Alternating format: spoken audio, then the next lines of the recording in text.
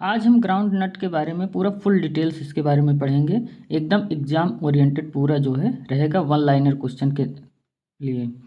अब इसमें देखते हैं ग्राउंड नट के बारे में। अगर आप जो है चाहते हैं कि ग्राउंड नट का पूरा क्विज जो इसका एक मॉडल पेपर हमने बनाया है, तो आप सीधे डिस्क्रिप्शन में जाइए और टेस्ट को दे सकते हैं। वहाँ से देने के बाद फिर अपना फीडबैक ज़रूर बताइएगा टेस्ट कैसा था। लेकिन अगर आप उससे पहले पूरा वीडियो को ग्राउंड नट पूरा वीडियो को अच्छे से देखेंगे, उसके बाद टेस्ट को देंगे, देखना कि बहुत अच्छा लगेगा आपको। स्टार्ट करते हैं। Botanical name Arachis hypogaea. Botanical name क्या है? अरेकिस हाइपोजिया। बॉटनिकल नेम क्या है? अरेकिस हाइपोजिया। फैमिली जो होता है इसका लेग्यूमिनेसी होता है। फैमिली क्या है? लेग्यूमिनेसी। अगर इसका देखते हैं क्रोमोसोम नंबर क्या होता है? 40 होता है। टेट्राप्लॉइड होते हैं। 40 होता है, टेट्राप्लॉइड होते हैं। ओरिजिन प्लेस की बात करते हैं, ब्राज़ील होता है। ओरिजिन प्लेस क्या है? ओरिजिन प्लेस इसका ब्राज़ील है या साउथ अमेरिका। अगर हम देखते हैं ग्राउंड नट को और क्या नामों से जानते हैं? पीनट जानते हैं, अर्थ नट जानते हैं, मैंकी नट जानते हैं। नेक्स्ट देखते हैं, cowpea crop is use as a trap crop to control red hairy caterpillar in groundnut. अगर पूछा जाए कि ग्राउंड नट में कौन सा ट्रैप क्रॉप के यूज करते हैं, कौन सा क्रॉप, तो हम लोग क्या यूज करते हैं? काउपी यानी लोबिया। Groundnut fruit type is lomentum होता है। लोमेंटम भी कह सकते हो। अगर नट रहे, अगर लोमेंटम नहीं है तो नट भी लगा सकते हैं। अगर नट दिख जाए तो नट भी कर देंगे। लोमेंटम एक नट का ही प्रकार होता है, lomentum. Groundnut fruit type क्या होता है इसका? लोमेंटम। ये क्वेश्चन बहुत बार पूछा जाता है, कहीं कहीं पे लोमेंटम दिया होता है। जैसे BHU HU ये सब हैं हमारे, इनका क्वेश्चन बना बनाया रहता है, तो ये क्या करते हैं? नट ही हमेशा मानते हैं। पेग को ही गाइनोफोर कहते हैं। जो उसमें जैसे जैसे पौधे उसके बड़े होते हैं, फिर फ्लावरिंग के समय उसमें फ्लावर जब आते हैं तो उसका फ्लावर जो है ऊपर से नीचे की तरफ गत करने लगता है। वो उसका फ्लावर ऊपर से नीचे गत करने लगता है और सॉइल के अंदर पेनिट्रेट होकर अंदर चला जाता है। तो वही क्या होता है? उसका गाइनोफोर होता है। जो फर्टिलाइज जो होते हैं, फर्टिलाइज फ्लावर होते हैं, उसी को हम लोग गाइनोफोर कहते हैं, पेग भी कहते हैं। पेग, गाइनोफोर और फर्टिलाइज फ्लावर। नेक्स्ट देखते हैं पेगिंग। पेगिंग क्या होता है? जो पेग निकलता है जब वो अंदर एंट्री करता है सॉइल के अंदर, तो उसी क्रिया को हम लोग पेगिंग कहते हैं। जैसे ये क्या है? परागण के बाद अंडाणु ओवरी बढ़ने लगती है। ओवरी का जो साइज वो नहीं बढ़ता, उसका जो स्टाइल होता है, मतलब जो जिससे वो लगा रहता है, पतली सी धागे जैसी, बढ़ने लगती है और मिट्टी में प्रवेश करती है। ये क्रिया 55 से 60 दिन में होता है। अगर पूछा जाए पेगिंग की क्रिया कब होती है, तो 55 से 60 दिन में। नेक्स्ट देखते हैं ratio of flower, peg and pod. मतलब जब जैसे फ्लावर बना उसके बाद पेग बनता है, मतलब कुछ में फ्लावर में जो पॉलिनेशन होगा वो नहीं होगा, कुछ फ्लावर वैसे मर जाएंगे। अब पॉलिनेशन होने के बाद भी कुछ फ्लावर होते हैं जो बढ़ते नहीं हैं, जिसकी स्टाइल बढ़ती नहीं है, वो ज़मीन के अंदर जाते नहीं और उसमें पॉड नहीं बन पाते। तो इसका रेशियो क्या होता है? अगर 7 फ्लावर हैं तो उसमें 4 फ्लावर ऐसे होंगे जो पेग अवस्था में पहुंचेंगे, बाकी 3 तो डेड हो जाएंगे। लेकिन 4 में जो है सिर्फ एक ही फ्लावर रहेगा जो पॉड का फॉर्मेशन करेगा, बाकी 3 फ्लावर इसमें भी डेड हो जाते हैं। फाइनली हमें 7 फ्लावर से एक पॉड मिलता है। 7 फ्लावर से हमें एक ही पॉड मिलता है। नेक्स्ट देखते हैं इसका groundnut self pollinated crop है। क्यों क्रॉप है सेल्फ पॉलिनेटेड? क्योंकि इसके जो फ्लावर हैं वो ओपन ही नहीं होते हैं, ये क्लोज ही रहते हैं। C3 प्लांट है, शॉर्ट डे प्लांट है, और यह एक प्रकार का हम इसका क्या यूज करते हैं? जो ग्राउंड होता है, ग्राउंड के अंदर वाले भाग पोर्शन होते हैं, हम उसका यूज करते हैं, यानी पॉड का हम यूज करते हैं। जर्मिनेशन टाइप क्या होता है? हाइपोजियल होता है। तिलहनों का राजा, अगर पूछा जाए तिलहनों का राजा, तो ये कौन सा होता है? मूंगफली होता है। भारत में सबसे ज़्यादा मूंगफली तेल खाते हैं। अगर पूछा जाए भारत में सबसे ज़्यादा कौन सा तेल खाते हैं, तो मूंगफली यानी ग्राउंड नट खाते हैं। अगर विश्व की बात करते हैं, विश्व में सबसे ज़्यादा सोयाबीन का तेल हम लोग खाते हैं। आप सेशन में पूरे बने रहिए, पूरा वीडियो अच्छे से देखिए। उसके बाद डिस्क्रिप्शन में जा करके वहाँ पे मैंने लिंक दे दिया है। इसका एक मॉडल पेपर की तरह 10 क्वेश्चन रहेगा, उसको पूरा टेस्ट अच्छे से दीजिएगा। विश्व में मूंगफली का उत्पादन प्रथम चीन, दूसरा भारत है। सबसे ज़्यादा अगर पूछा जाए मूंगफली कहाँ प्रोडक्शन होता है तो चीन में होता है, लेकिन सबसे ज़्यादा अगर एरिया की बात करें भारत में ही एरिया है इसका। और दूसरे स्थान पे क्या होता है, प्रोडक्शन भारत में ही होता है। भारत में मूंगफली सबसे ज़्यादा गुजरात में होता है। और उत्पादकता की बात, प्रोडक्टिविटी की बात करते हैं, प्रोडक्टिव या उत्पादकता की बात करते हैं तो आंध्र प्रदेश में सबसे आगे है। नेक्स्ट देखते हैं वाटर रिक्वायरमेंट फॉर ग्राउंडनट। ये 500 से 700 mm तक होता है। अगर आपके पास 500-700 mm के वार्षिक वर्षा हो रही तो आराम से ग्राउंडनट हो जाएगा। IWCP रेशियो जो होता है इसका बहुत क्वेश्चन पूछा गया है। ये बिहार वाले BA में भी पूछा गया था। बिहार में ये पूछा गया था कि ग्राउंडनट का जो IWCP रेशियो है कितना होता है, 0.6 होता है। सेलिंग परसेंटेज भी बहुत पूछा जाता है। इसका सेलिंग परसेंटेज क्या होता है, 70% होता है। सेलिंग परसेंटेज मतलब होता है बीज और जो उसके पॉड होते हैं उनको अलग करके हम लोग सेलिंग परसेंटेज निकालते हैं। जितना उसका बीज निकलता है, सीड का वजन होता है, वही हमारा सेलिंग परसेंटेज होता है। मूंगफली के खली में 7 से 8% नाइट्रोजन होता है। ये भी क्वेश्चन बहुत बार पूछा जाता है कि मूंगफली में से कितना परसेंट नाइट्रोजन पूछा जाता है, तो 7 से 8% इसमें नाइट्रोजन होता है। नेक्स्ट देखते हैं पेगिंग के लिए क्या होता है, जैसे जो फ्लावर निकलते हैं, सॉरी पॉपिंग है ये। पेगिंग को दूसरा है और ये पॉपिंग है। पॉपिंग मतलब होता है पॉप, मतलब ऐसे फूट जाएगा। जैसे आप जो है मूंगफली का पूरा पॉट सहित लेते हैं तो जब उसको फोड़ के देखते हैं उसमें दाना नहीं पड़ता, तो जो दाने वाले नहीं होते हैं उससे हम लोग क्या कहते हैं, पॉपिंग। ये कैल्शियम की कमी से होता है। पॉपिंग किसके कमी से होता है, कैल्शियम की। ये क्वेश्चन बहुत पूछता है कि जो मूंगफली का खेत है उसमें कौन सी तत्व की ज़्यादा मात्रा होनी चाहिए, सेकेंडरी जो होते हैं उनको कौन से तत्व की मात्रा ज़्यादा होती है, कैल्शियम होना चाहिए। प्लस पॉपिंग जो क्रिया होती है, पॉपिंग का जो कारण होता है क्या होता है, कैल्शियम की कमी। इसमें अर्थिंग अप भी करते हैं। अर्थिंग अप कैसे करते हैं, उस पर मिट्टी चढ़ाना। जैसे अगर आप मिट्टी अच्छे से चढ़ाएंगे, जैसे उसको आप गुड़ाई करेंगे, निराई करेंगे, इससे क्या होता है मिट्टी जो है भुरभुरी हो जाती है। जब पेगिंग अवस्था आता है तो उसमें जो है पेनिट्रेट करने में उसको आसानी होता है, इसीलिए अर्थिंग अप कर देते हैं। ये कब करते हैं, तो पेगिंग के पहले ही कर देते हैं। तो यानी लगभग 55-60 दिन में होता है तो हम लोग जो है इसको 45 दिन पहले ही कर देते हैं पेगिंग, अदरिंग अप, उसमें मिट्टी चढ़ा देते हैं। Groundnut has lowest seed replacement ratio. जो ग्राउंडनट होता है ना उसका जो lowest seed rate replacement ratio है। जैसे रिप्लेसमेंट रेशियो क्या होता है कि जैसे हम लोग सर्टिफाइड सीड का या हाइब्रिड सीड का यूज करते हैं नेक्स्ट क्रॉप लेने के लिए। जैसे आपकी बार क्रॉप बोलें तो उसको पूरा हम लोग कंज्यूम कर लेंगे, फिर नेक्स्ट क्रॉप बोने के लिए अगली बार उसको हम खरीद कर लाएंगे, तो इसको कहते हैं रिप्लेसमेंट रेशियो। ज़्यादातर किसान क्या होते हैं अपना पुराना ही बीज रखे रहते हैं फिर उसको बो देते हैं, तो ये रिप्लेसमेंट रेशियो में नहीं आता है। तो बहुत कम होता है अगर ऐसे करेंगे, अपना ही बीज उगाएंगे और फिर बो देंगे तो रिप्लेसमेंट रेशियो बहुत ही कम रहता है। तो अगर ग्राउंडनट का देखा जाए सबसे कम जो है ग्राउंडनट का ही होता है, क्योंकि ये ग्राउंडनट हम लोग रखे रहते हैं स्टोर करके, फिर उसके बाद हम लोग बो देते हैं, तो इसे कहते हैं सीड रिप्लेसमेंट रेशियो।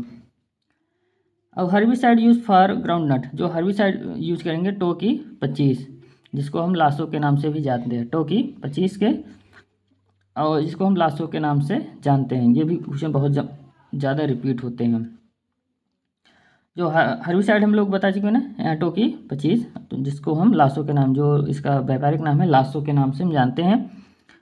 और मेजर पेस्ट ऑफ ग्राउंडनट, जो इसके जो मेजर पेस्ट हैं वो सबसे ज़्यादा जो है इसको अटैक करते हैं, जो होते हैं वाइट ग्रब होते हैं। क्या होते हैं, वाइट ग्रब। ऐसे क्वेश्चन पूछ लेता है कि वाइट ग्रब किससे संबंधित है, तो ग्राउंडनट संबंधित है। ग्राउंडनट में कौन सा मुख्य पेस्ट लगता है, तो वाइट ग्रब लगता है। कभी कभी मिलान करने के लिए, मैचिंग के लिए दे देता है, तो वाइट ग्रब के सामने हम वाइट ग्रब को रखेंगे, मूंगफली के सामने क्या रखेंगे, वाइट ग्रब को। अब देखते हैं येलोइंग ऑफ ग्राउंडनट, जो उसकी पत्तियां होते हैं येलो हो जाती हैं, किसके कारण होते हैं? आयरन डिफिशियंसी के कारण। ये क्वेश्चन बहुत फेमस है कि आयरन की डिफिशियंसी के कारण क्या हो जाता है, तो पत्तियां उसके येलोइश हो जाती हैं, येलो रंग की हो जाती हैं। नेक्स्ट देखते हैं, rosette disease is due to virus. जो मूंगफली में रोसेट डिजीज होता है वो किसके कारण होता है? वायरस द्वारा। और उसको फैलाने वाला यानी वेक्टर कौन से होते हैं? एफिड होते हैं। आप जो है पूरा वीडियो को अच्छे से देखिए, फिर उसके बाद डिस्क्रिप्शन में जा करके आप इसका जो मॉडल पेपर बना है उसको अच्छे से देखिएगा। फिर आप जो है कमेंट करके ज़रूर बताइएगा कि आपको कैसे लगा, क्योंकि बहुत सारे कोचिंग या कहीं भी आप पढ़ेंगे तो बहुत ज़्यादा आपको जो है 2 घंटे 3 घंटे पढ़ना पड़ेगा, फिर जाके पूरा जो ग्राउंड का क्राफ है उसको कवर कर सकते हैं। लेकिन हमने जो है आपको बस 20 मिनट में ही मैं बताया हूँ, 20 मिनट हर क्राफ जो है पूरा 0 टू हाई लेवल तक हम बताएंगे। क्लासिफिकेशन देखते हैं। आप जानते हैं जो ग्राउंड नट होते हैं 2 प्रकार के होते हैं, एक होते हैं इरेक्ट या बंच टाइप, दूसरे होते हैं स्प्रेडिंग या ट्रेलिंग टाइप।